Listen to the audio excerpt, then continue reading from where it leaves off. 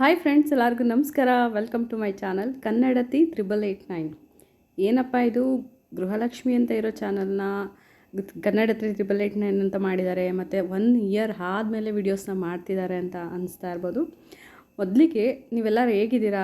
ಎಲ್ಲರೂ ಚೆನ್ನಾಗಿದ್ದೀರಾ? ಯಾಕಂದರೆ ತುಂಬ ಜನ ಕಮೆಂಟ್ ಮಾಡಿದ್ದೀರಾ, ಇಮೇಲ್ ಕಳಿಸಿದ್ದೀರಾ, ಪರ್ಸ್ನಲಿ ವಾಟ್ಸಪ್ ನಂಬರ್ ತೊಗೊಂಡು ಮೆಸೇಜ್ಗಳನ್ನ ಮಾಡಿದ್ದೀರಾ. ತುಂಬ ಜನ ಜೊತೆ ಮಾತಾಡಿದೆ, ಬಟ್ ಸಾಧ್ಯ ಆದಷ್ಟು ನಾನು ರಿಪ್ಲೈ ಮಾಡೋಕ್ಕೆ ಟ್ರೈ ಮಾಡಿದೆ. ಬಟ್ ಕೆಲವ್ರಿಗೆ ನಾನು ರಿಪ್ಲೈ ಮಾಡೋಕ್ಕೆ ಆಗಲಿಲ್ಲ. ಯಾರಿಗೆಲ್ಲ ರಿಪ್ಲೈ ಮಾಡಿಲ್ಲ ಅವರೆಲ್ಲ ಕ್ಷಮಿಸಿ. ಮೊದಲಿಗೆ ನೀವೆಲ್ಲ ಚೆನ್ನಾಗಿದ್ದೀರಾ ಅಂತ ಅಂದ್ಕೊಂಡು ತುಂಬ ದಿನಗಳಾದಮೇಲೆ ಅಂದರೆ 1 ವರ್ಷದ ನಂತರ ಮತ್ತೆ ವಿಡಿಯೋನ ಅಪ್ಲೋಡ್ ಮಾಡ್ತಾಯಿದ್ದೀನಿ. ನಾನು ಆ್ಯಕ್ಚುಲಿ ಇಂಡಿಯಾದಲ್ಲಿ ಇರಲಿಲ್ಲ 1 ವರ್ಷದಿಂದ. ಸೊ ಬೇರೆ ಕಂಟ್ರಿಯಲ್ಲಿ ಇದ್ದಿದ್ದರಿಂದ ನಾನು ವಿಡಿಯೋಗಳನ್ನ ಮಾಡೋದಕ್ಕೆ ಆಗಲಿಲ್ಲ. ಬಟ್ ಒನ್ಸ್ ನಮ್ಮ ಒಂದು ನೆಲಕ್ಕೆ ಬಂದಮೇಲೆ ನಮ್ಮ ಒಂದು ಪೂಜೆಗಳು ಅಥವಾ ನಮ್ಮ ಒಂದು ಏನೋ ಒಂದು ರುಟೀನ್ ನಡೀತಾ ಇರುತ್ತೆ, ಅದೆಲ್ಲ ನೆನಪಿಗೆ ಬರುತ್ತೆ ಅಂತಾರಲ್ಲ, ಅದೇ ರೀತಿ ನಾನು ಮಾಡ್ತಾಯಿದ್ದೀನಿ ಅಂತ ಈ ಒಂದು ಯೂಟ್ಯೂಬ್ ಚಾನಲ್, ಅದರಲ್ಲೂ 1 ಲ್ಯಾಕ್ ಸಬ್ಸ್ಕ್ರೈಬರ್ ಇದ್ದಾರೆ. ನಾನು ವಿಡಿಯೋ ಮಾಡೋದನ್ನ ನಿಲ್ಲಿಸಿದ ಮೇಲೂ ಕೂಡ ನನಗೆ ಆಲ್ಮೋಸ್ಟು ಒಂದು 2-3 ಸಾವಿರದಷ್ಟು ಸಬ್ಸ್ಕ್ರೈಬರ್ ಕೂಡ ಜಾಸ್ತಿ ಆದರು. ಕರೆಂಟ್ಲಿ ಅಪ್ಲೋಡ್ ಮಾಡಿರೋ ವಿಡಿಯೋಸ್ಗಳನ್ನೂ ಕೂಡ, ಅಂದರೆ ಯೂಶ್ವಲಿ ಲಕ್ಷ್ಮೀ ಹಬ್ಬದ ಟೈಮಲ್ಲಿ ತುಂಬ ವಿಡಿಯೋಸ್ಗಳನ್ನ ನೋಡಿ ಆ ಒಂದು ಪೂಜೆನ ಫಾಲೋ ಮಾಡಿ ಎಷ್ಟೋ ಜನ ಒಂದು ಪಾಸಿಟಿವ್ ಆಗಿ ಕಮೆಂಟ್ಗಳನ್ನ ಹಾಕಿದ್ದೀರಾ, ಇಮೇಲ್ ಮಾಡಿದ್ದೀರಾ. ನಿಜವಾಗ್ಲೂ ನಿಮಗೆ ಧನ್ಯವಾದಗಳಂತಲೇ ಹೇಳಬೇಕು.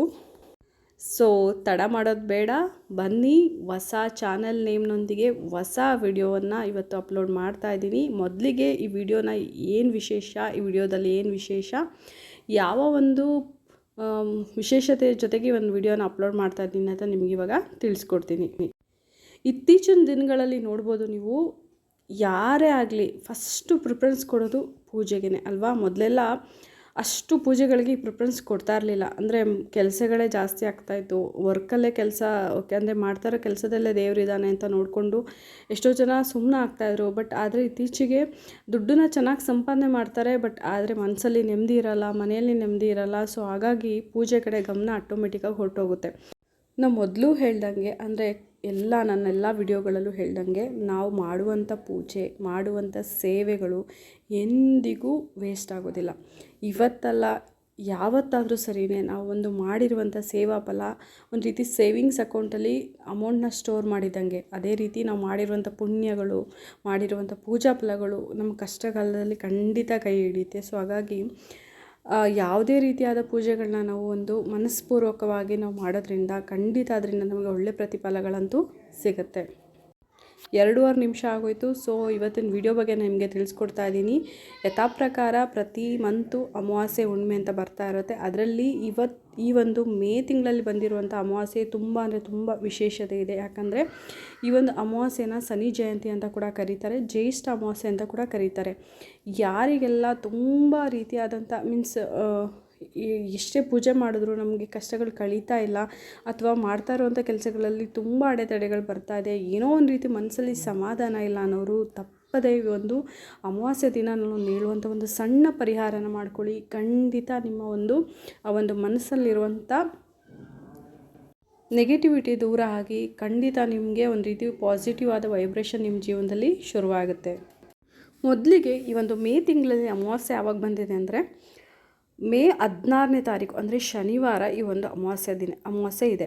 ಈ ಒಂದು ಅಮಾವಾಸ್ಯೆಯ ತಿಥಿ ಟೈಮಿಂಗ್ ಶುರುವಾಗೋದು ಅವತ್ತಿನ ದಿನವೇ ಬೆಳಗ್ಗೆ 5 ಗಂಟೆ 11 ನಿಮಿಷಕ್ಕೆ ಶುರುವಾಗುತ್ತೆ. ಮುಗಿಯೋದು ನೆಕ್ಸ್ಟ್ ಡೇ ಮಧ್ಯರಾತ್ರಿ 1:30ಗೆ, ಅಂದರೆ ಮೇ 17ನೇ ತಾರೀಕು ಮಧ್ಯರಾತ್ರಿ 1:30ಕ್ಕೆ ಇದು ಕೊನೆಗೊಳ್ಳುತ್ತೆ. ನಾವು ಪ್ರತಿ ಒಂದು ತಿಥಿಯ ಅನುಸಾರ ತಗೊಳ್ಳೋದಾದರೆ ಸೂರ್ಯೋದಯನ ಗಣನೆಗೆ ತಗೊಳ್ತೀವಿ. ಸೊ ನಮಗೆ ಅಮಾವಾಸ್ಯೆ ಕನ್ಸಿಡರ್ ಆಗೋದು ಮೇ 16ನೇ ತಾರೀಕು ಶನಿವಾರ. ಸೊ ಶನಿವಾರ ಅಂದ ತಕ್ಷಣ ನಿಮ್ಗೆ ನೆನಪಿಗೆ ಬರಬೇಕು, ಇದು ಶನೀಶ್ವರನಿಗೆ ರಿಲೇಟೆಡ್ ಆದಂಥ ಅಮಾವಾಸ್ಯೆ ಅಂತ. ನಾವು ಎಲ್ಲ ಅಮಾವಾಸ್ಯೆಗಳಲ್ಲೂ ಲಕ್ಷ್ಮೀ ಪೂಜೆಗೆ ಪ್ರಿಫರೆನ್ಸ್ ಕೊಡ್ತೀವಿ.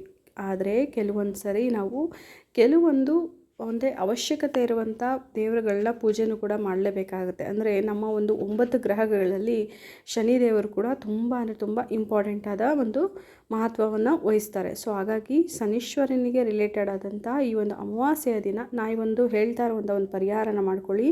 ಖಂಡಿತ ನಿಮ್ಮ ಜೀವನದಲ್ಲಿ ಒಂದು ರೀತಿಯಾದ ಪಾಸಿಟಿವ್ ವೈಬ್ರೇಷನ್ ಅನ್ನೋದು ಶುರುವಾಗುತ್ತೆ.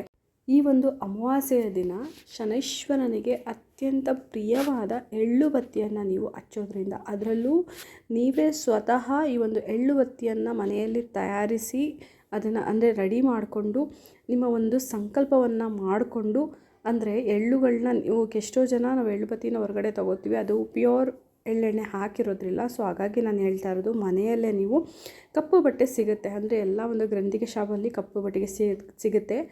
ಎಳ್ಳು ಅಂತೂ ಚೆನ್ನಾಗಿರೋದು ಎಲ್ಲ ಕಡೆ ಸಿಗುತ್ತೆ.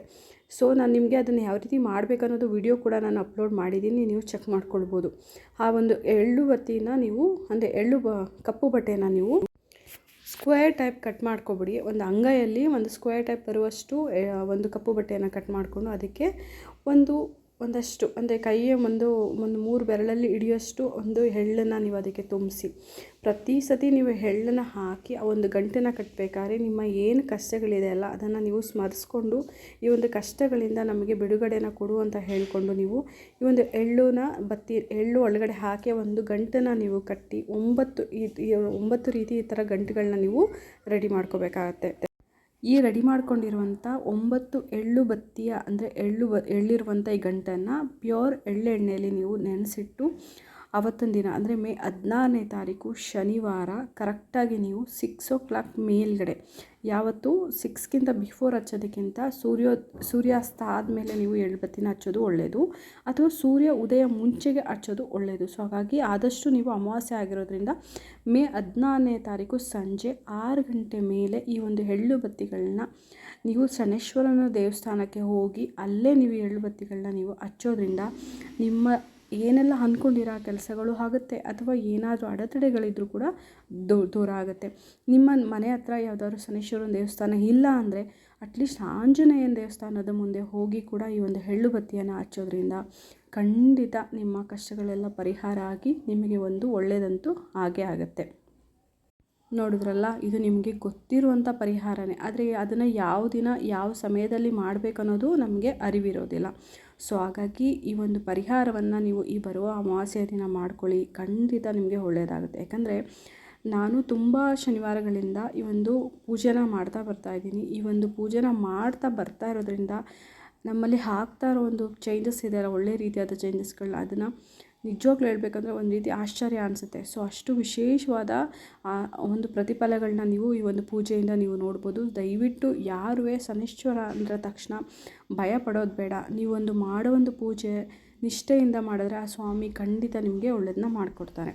ಇನ್ ಕೇಸ್ ನಿಮಗೆ ಪೀರಿಯಡ್ ಸಮಯ ಇದ್ದು ಬ್ಲೀಡಿಂಗ್ ಏನಾದ್ರು ಆಗ್ತಾಯಿದ್ರೆ ದಯವಿಟ್ಟು ಈ ಒಂದು ಪರಿಹಾರವನ್ನು ಮಾಡೋಕ್ಕೆ ಹೋಗಲೇಬೇಡಿ ಅವತ್ತು.